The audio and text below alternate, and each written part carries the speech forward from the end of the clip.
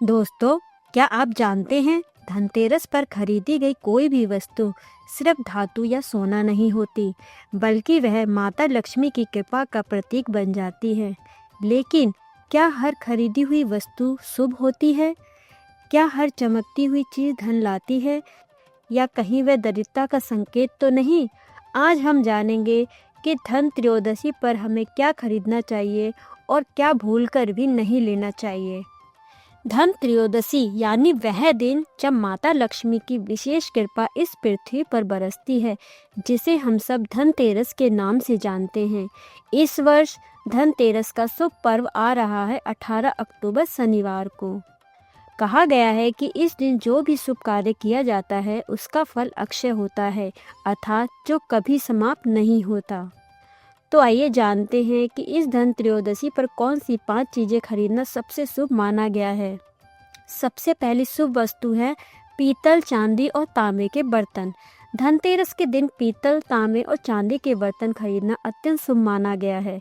ये धातुएं पवित्र मानी जाती हैं और इनसे बना भोजन हमारे शरीर और मन दोनों को स्वास्थ्य प्रदान करता है। ऐसे बर्तन घर में समृद्धि और सकारात्मक ऊर्जा का प्रवेश कराते हैं। दूसरी शुभ वस्तु है सोना और चांदी।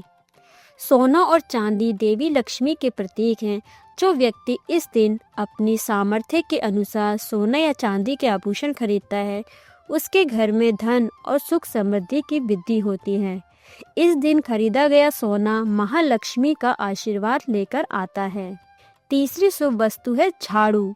यह सुनकर आश्चर्य तो होता है, पर हाँ, धनतेरस के दिन झाड़ू खरीदना भी शुभ माना गया है। झाड़ू न केवल घर की धूल हटाती है, बल्कि नकारात्मक ऊर्जा को भी दूर करती है। यह माता लक्ष्मी का स्वागत करने का प्रतीक है। चौथी शुभ वस्तु है स्वास्थ्य संबंधी वस्तुएं। धनतेरस के दिन भगवान धन्वंतरी का भी अवतरण हुआ था, जो स्वास्थ्य और आरोग्य के देवता हैं। इसलिए इस दिन आयुर्वेदिक औषधियाँ, हर्बल उत्पाद या स्वास्थ्य संबंधी चीजें लेना शुभ माना गया है, क्योंकि स्वास्थ्य ही सबसे बड़ा धन है। पांचवी शुभ वस्तु ज्ञान और धर्म ग्रंथ। मनुष्य का वास्तविक धन उसका ज्ञान और भक्ति है। इसलिए इस दिन भगवत गीता, श्रीमद् भागवत, चैतन्य चरितमृत, उपनिषद जैसे वैदिक ग्रंथ खरीदना अत्यंत पुण्यदायी माना गया है।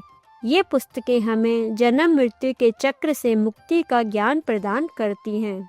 इसके अलावा आप इस दिन नई जमीन, घर, वाहन, चांदी के सिक्के या भगवान के विग्रह भी खरीद सकते हैं। यह सब देवी लक्ष्मी के स्वागत के प्रतीक माने गए हैं।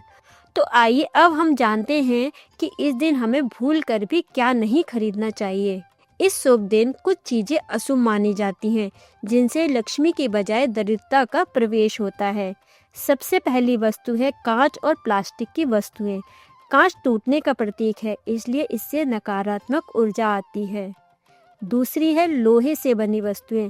लोहा शनि का प्रतीक है। इस दिन लोहा खरीदने से शनि दोष का प्रभाव बढ़ सकता है। तीसरा है काले, नीले या ग्रे रंग के वस्त्र। ये रंग नकारात्मकता का प्रतीक है। धनतेरस पर पीले, सफेद या सुनहरे रंग के वस्त्र पहनना शुभ माना गया है। चौथी चीज है नुकीली वस्तुएं, जैसे चाकू, कैंची आदि। ये कलह और अशांति का प्रतीक मानी गई हैं। पांचवी वस्तु है जूते, चप्पल या पुरानी वस्तुएं। इन वस्तुओं की खरीद से घर में दरिद्रता प्रवेश करती है। छठी वस्तु है कृत्रिम आभूषण और उधार धन। इनसे भी लक्ष्मी कृपा कम हो जाती है। धनतेरस पर किसी से भी उधार लेना या देना दोनों ही अशुभ माने गए हैं।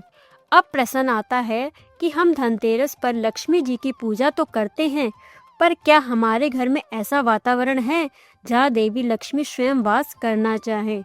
इसका उत्तर हमें ब्रह्म वैवर्त पुराण में मिलता है, जहाँ भगवान नारायण नारद मुनि से कहते हैं, यत्र प्रशंसा कृष्णस्य तद्भक्तस्य पितामह साच कृष्ण प्रिया देवी तत्र तिष्ठति सततम। अर्थात हे नारद, जहाँ भगवान श्री कृष्ण और उनके भक्तों की प्रशंसा होती है, जहाँ उनके नाम का कीर्तन और भक्ति होती है, जहाँ स्वयं लक्ष्मी देवी सदैव निवास करती हैं। इसलिए इस धनतेरस पर केवल खरीदारी नहीं, साधना भी करें। हरे कृष्ण महामंत्र का जाप करें। हरे कृष्ण कृष्ण कृष्ण हरे हरे, हरे राम राम राम हरे हरे। और इस कार्तिक मास में इस महामंत्र का फल 1000 गुना बढ़ जाता है। तो अपने परिवार के साथ बैठकर जप करें।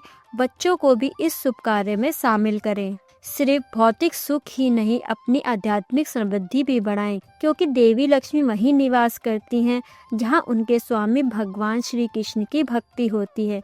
जैसा कि पद्म पुराण में लक्ष्मी देवी स्वयं कहती हैं, जहां भगवान हरि के नाम का उच्चारण नहीं होता, जहां भक्ति का भाव नहीं है, वहां मैं कभी वास नहीं करती। तो इस धनतेरस केवल वस्त्र, सोना या बर्तन ही नहीं, भगवान की भक्ति रूपी धन भी अर्जित करें। यही हमारी वास्तविक संपत्ति है।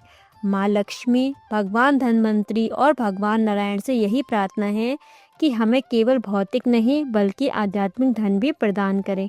हरे कृष्णा।